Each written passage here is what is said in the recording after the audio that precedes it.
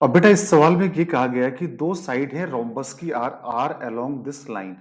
तो पहले तो हमको रोम्बस समझ में आना चाहिए। रोम्बस की पहले प्रॉपर्टी देख लेते हैं, रोम्बस क्या क्या होता है। ये मालूम मैंने एक रोम्बस बनाया, ठीक है। ए बी सी डी अगर एक रोम्बस है तो रोम्बस की अपोजिट साइड पैरेलल होती है। मतलब A B is parallel to C D as well as A D is parallel to B C. And second property होती है, जो रोम्बस के जो डायगोनल्स होते हैं, मान लो एक डायगोनल ए सी बना दिया और एक डायगोनल बी डी बना दिया, दोनों डायगोनल एक दूसरे को 90 डिग्री पर बाइसेक्ट करते हैं। मतलब ए ओ बराबर ओ सी होता है, ओ डी बराबर ओ बी होता है और बीच का एंगल यहाँ पर 90 डिग्री होता है। तो पहले तो हमें रोम्बस की प्रॉपर्टी मिल गई। तो फिलहाल आपको जो ये दो लाइन गिवन है, ये दोनों लाइनें पैरेलल तो नहीं है। तो ऑब्वियस सी बात है, अगर मैं एक लाइन को नाम दे दूं x minus y plus one equal to zero, तो सेकेंड लाइन क्या हो जाएगी 7x minus y minus five equal to zero. मतलब ये अगर ए बी है, इसको अगर ए बी बोला, तो चूंकि ये लाइन और ये लाइन पैरेलल तो नहीं है, तो अगर ये ए बी है तो ये लाइन क्या होगी, ए डी होगी या बी सी होगी। इनमें से कोई एक हो सकता है। And diagonal intersect at point minus one comma two, मतलब ये जो पॉइंट ओ है ये आ गया माइनस वन माइनस टू आ गया। तो which of the following is a vertex of the rhombus. तो रोम्बस के आपको बाकी तीनों वर्टेक्स निकालने हैं, बी सी और डी, जो यहाँ पे सेटिस्फाई, आपको ए बी निकालना है। तो देखो इन दोनों लाइन का इंटरसेक्शन पॉइंट ए आ जाएगा। तो अगर मैं दोनों लाइन को आपस में क्या करूं, सब्ट्रैक्ट कर दूं, किसको, 7x minus y equal to five, x minus y equal to minus one, दोनों को सब्ट्रैक्ट कर दूं, कितना आएगा 6x, यहाँ आएगा 6, तो x की वैल्यू आ गई 1, x डाला 1 तो y आ गया 2। तो पॉइंट ए के कोऑर्डिनेट आ गए 1 कॉमा 2। आई होप क्लियर है यहाँ तक सारे बच्चों को। अब हमको पॉइंट ए पता है, पॉइंट ओ पता है, तो पॉइंट सी आ जाएगा। कहां से आ जाएगा, सेक्शन फॉर्मूला से। पॉइंट सी को अगर मैं x1 कॉमा y1 मान लूं, तो ओ बराबर क्या हो जाएगा, 1 plus x1 by two, 2 plus y1 upon two. अरे mid point concept, 1 plus x1 upon two बराबर क्या हो जाएगा, पॉइंट ओ का x coordinate. 2 plus y1 upon two बराबर क्या हो जाएगा, पॉइंट ओ का y कोऑर्डिनेट। तो 1 प्लस x1 बाई टू बराबर आ गया माइनस वन, और 2 प्लस y1 बाई टू बराबर आ गया माइनस टू। तो 1 प्लस x1 बराबर आ गया माइनस टू, तो x1 आ गया माइनस थ्री, 2 प्लस y1 बराबर माइनस फोर, तो y1 आ गया माइनस सिक्स। तो पॉइंट सी के कोऑर्डिनेट आ गए minus three comma minus six.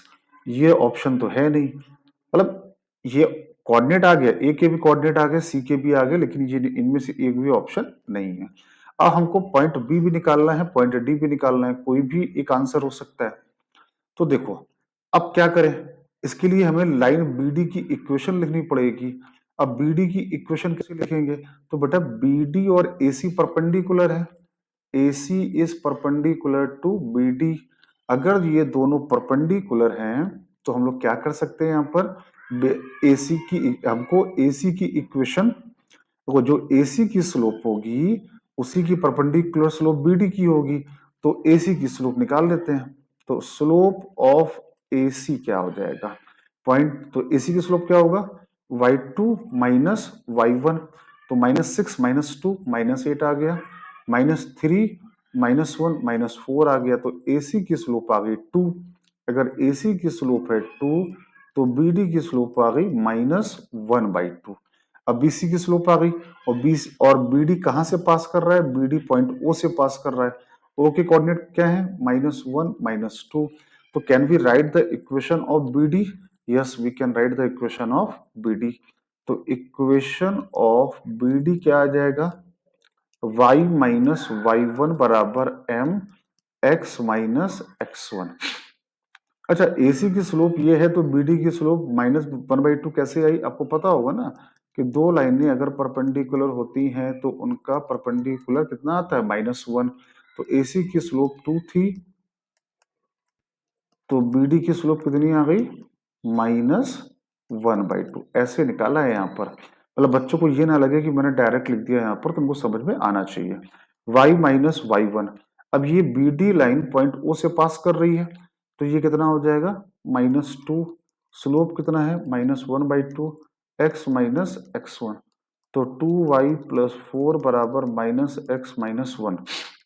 तो ये आ गया x प्लस 2y प्लस 5 बराबर 0। ये तुम्हारी बी डी की स्लोप आ गई। अब पॉइंट बी निकालना है और पॉइंट डी निकालना है। तो जब ये बी डी की इक्वेशन आ गई तो बी डी को अगर ए बी के साथ सॉल्व कर लेंगे, ये आपका बी डी है, बी डी को मैं क्या करता हूँ ए बी के साथ सॉल्व करता हूँ, तो क्या आएगा एक्स माइनस वाई प्लस 1 बराबर 0। दोनों को सब्ट्रैक्ट कर दो तो कितना आया 3y, 5 में एक गया 4, तो y बराबर कितना आया -4/3।